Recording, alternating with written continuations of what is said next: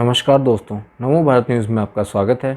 दोस्तों, आप माने या ना माने, लेकिन सच झुठलाया नहीं जा सकता कि जो कद भारत का पिछले 60-70 सालों में नहीं रहा, वो अब देखने को मिल रहा है। कोरोना की मुसीबत में भी भारत अकेला देश था जो पूरी दुनिया में दवाइयाँ और पीपीई किट और वेंटिलेटर पहुँचा रहा था। और अब अंतर्राष्ट्रीय आर्थिक मंच पर भारत अपना गर्व से सीना ठोक रहा है और पूरी दुनिया भारत के इस कद को समझकर सलाम कर रही है। भारत का अंतर्राष्ट्रीय कद कई गुना बढ़ रहा है। चीन को भी अर्थव्यवस्था में पछाड़ने के बाद भारत दुनिया की सबसे तेज गति से बढ़ने वाली अर्थव्यवस्था बन गया है और इस बात की तस्दीक खुद दुनिया के सबसे धनी व्यक्ति बिल गेट्स कर चुके हैं। जहां कांग्रेस के बड़े बड़े अर्थशास्त्री भारत को डूबता हुआ जहाज कह चुके हैं और अपने ही देश की अर्थव्यवस्था और देश के मेहनती लोगों का मजाक उड़ा चुके हैं। चीनी वायरस की मार झेल रही दुनिया में आज जहां बड़े बड़े दिग्गज देशों की अर्थव्यवस्था धड़ाम से नीचे आ गिरी है, वहीं दुनिया के लिए अर्थव्यवस्था के नए मायने दिखाकर भारत ने अपना नाम इतिहास में स्वर्ण अक्षरों से लिखवा दिया है। एक समय था जब ऑक्सफोर्ड वाले अर्थशास्त्री यानी मौनी बाबा भारत की अर्थव्यवस्था को डूबता हुआ जहाज बता रहे थे। कांग्रेस के समय पर 2009 में जो हालत देश की हुई वो सबने देखी और उसके बाद जाकर 2014 का समय था जब अर्थव्यवस्था पटरी पर आनी शुरू हुई। मगर कोरोना ने तो पूरी दुनिया की हालत ही खराब करके रख दी। भ्रष्टाचार व काले धन को खत्म करने के साथ देश को विकास के रास्ते पर तेजी से आगे बढ़ाने के लिए पीएम मोदी लगातार बड़े बड़े आर्थिक फैसले ले रहे हैं। पहले नोटबंदी करके काले धन को रद्दी के ढेर में तब्दील करने के बाद पीएम मोदी ने जीएसटी जैसे बड़े आर्थिक बदलाव को लागू किया। मगर कांग्रेस समेत सभी विपक्षी पार्टियों ने पीएम मोदी के इन फैसलों को लेकर उन पर कीचड़ उछाला। पूर्व पीएम मनमोहन सिंह ने तो इसे पीएम मोदी के जीवन की सबसे बड़ी भूल तक बता डाला और यहां तक कि देश की अर्थव्यवस्था को डूबता जहाज तक कह दिया था। वहीं चिदम्बरम से लेकर कांग्रेस के सभी पालतू अर्थशास्त्रियों ने पीएम मोदी के इस कदम की कड़ी आलोचना करते हुए इसे अर्थव्यवस्था के लिए घातक कहा। मगर अभी अभी आए मंत्रालय के बयान और IMF की रिपोर्ट से सबके मुंह पर ताले लग गए हैं। दोस्तों, आज भारत माला माल हो चुका है। अब वो दिन दूर नहीं जब इन्हीं नीतियों पर चलते हुए भारत फिर एक दिन सोने की चिड़िया से सोने का शेर बन जाएगा। तो आखिर क्या है ये बड़ी खबर, जानने के लिए हमारे साथ इस वीडियो के अंत तक जुड़े रहें और इस वीडियो को आप ज़्यादा से ज़्यादा मात्रा में शेयर करें। बाकी अगर अब तक आपने हमारे चैनल को सब्सक्राइब नहीं किया है तो जल्दी से इसे सब्सक्राइब कर लें और इसके साथ ही बेल आइकन को दबाना ना भूलें। दोस्तों, वित्त मंत्री निर्मला सीतारमण ने शुक्रवार को कहा कि चालू वित्त वर्ष में भारतीय अर्थव्यवस्था 7.4% की दर से बढ़ेगी और अगले वित्त वर्ष 2023 से 2024 में भी इसी स्तर पर बने रहने की उम्मीद है। एक कार्यक्रम में बोलते हुए वित्त मंत्री ने कहा कि हमारे अपने अनुमान नए घटनाक्रमों पर आधारित हैं और उम्मीद है कि हम इस स्तर को निश्चित रूप से प्राप्त कर लेंगे। उन्होंने कहा कि अंतर्राष्ट्रीय मुद्रा कोष यानी IMF और विश्व बैंक ने भी अगले 2 वर्षों में भारत की विकास दर तेज रहने का अनुमान जताया है।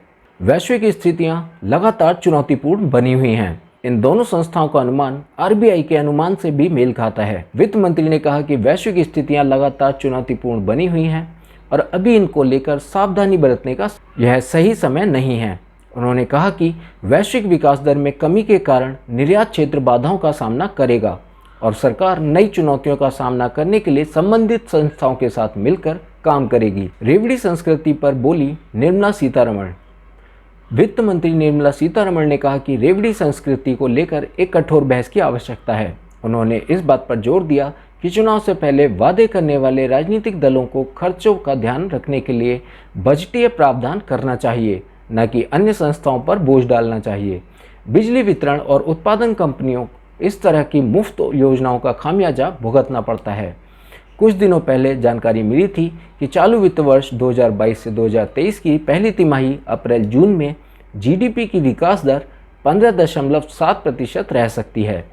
SBI इकोरेप के अनुमान के मुताबिक चालू वित्त वर्ष की दूसरी तिमाही में GDP विकास दर 7%, तीसरी तिमाही में 4.5%, तो चौथी तिमाही में 4.1% रह सकती है।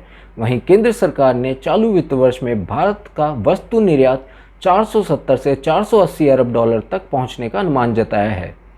उन्होंने कहा कि अंतर्राष्ट्रीय मुद्रा कोष और विश्व बैंक ने भी अगले 2 वित्तीय वर्षों में भारत की वृद्धि दर सबसे तेज रहने का अनुमान लगाया है और उनके अनुमान भारतीय रिजर्व बैंक के अनुमानों से मेल खाते हैं।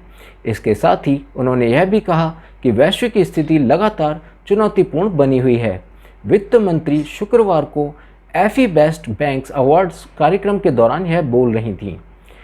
वित्त मंत्री ने इस दौरान यह भी कहा कि देश के निर्यात क्षेत्र को कठिनाइयों का सामना करना पड़ेगा क्योंकि वैश्विक विकास धीमा हो गया है।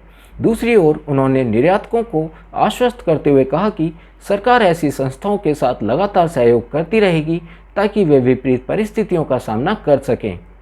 महंगाई अब भी गंभीर स्थिति में, आरबीआई डिप्टी गवर्नर ने कहा।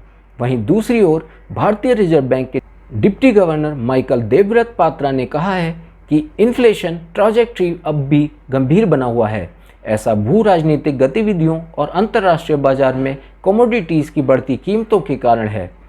महंगाई से निपटने के लिए लिया गया रेपो रेट बढ़ाने का फैसला। उन्होंने कहा कि आरबीआई ने महंगाई का असर कम करने के लिए अपनी ओर से मौद्रिक नीति प्रतिक्रिया को आगे बढ़ाया है। उच्च मुद्रास्फीति की स्थिति से निपटने के उद्देश्य से बेंचमार्क दर में अब तक 140 आधार अंकों की वृद्धि करने का फैसला लिया गया है। मुद्रास्फीति की दर पिछले 7 महीनों से 6% के ऊपर बना हुआ है। इस महीने की शुरुआत में आरबीआई की मौद्रिक नीति समिति एमपीसी ने मुद्रास्फीति पर ध्यान केंद्रित करते हुए रेपो रेट को बढ़ाने का फैसला किया था ताकि यह सुनिश्चित किया जा सके कि महंगाई विकास का समर्थन करते हुए आरबीआई की ओर से निर्धारित लक्ष्य के भीतर बनी रहे। सार्क देशों पर महंगाई जनित मंदी का खतरा मंडरा रहा है। केंद्रीय बैंक के डिप्टी गवर्नर माइकल पात्रा ने कहा है कि दक्षिण एशियाई क्षेत्रीय सहयोग संगठन सार्क के सदस्य देशों पर महंगाई जनित मंदी के खतरे का साया मंडरा रहा है। पात्रा ने ये बातें 24 अगस्त को दिए गए एक संबोधन के दौरान कहा था, जिसे शुक्रवार को सार्वजनिक किया गया। रूसी तेल की मूल्य सीमा तय करने वाले गठजोड़ में शामिल हो सकता है भारत। अमेरिका ने भारत से कहा है कि वह रूसी तेल की मूल्य सीमा तय करने वाले गठजोड़ में शामिल हो। इसका मकसद मॉस्को के लिए आय के साधनों को कम करना और वैश्विक ऊर्जा कीमतों को नरम बनाना है। भारत की 3 दिवसीय यात्रा पर आए अमेरिका के उप वित्त मंत्री वैली एडेमो ने यूक्रेन पर आक्रमण के बाद रूस की कमाई को सीमित करने के उपायों पर चर्चा की।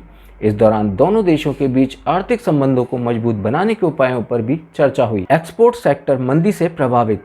वित्त मंत्री ने कहा है कि वैश्विक अर्थव्यवस्था में मंदी आने की वजह से निर्यात क्षेत्र को कठिनाइयों का सामना करना पड़ेगा। सरकार इन संस्थाओं के साथ मिलकर काम करेगी ताकि वे विपरीत परिस्थितियों का सामना कर सकें। वित्त मंत्री ने मुफ्त योजनाओं का जिक्र करते हुए कहा कि इनको लेकर एक ठोस बहस की जरूरत है।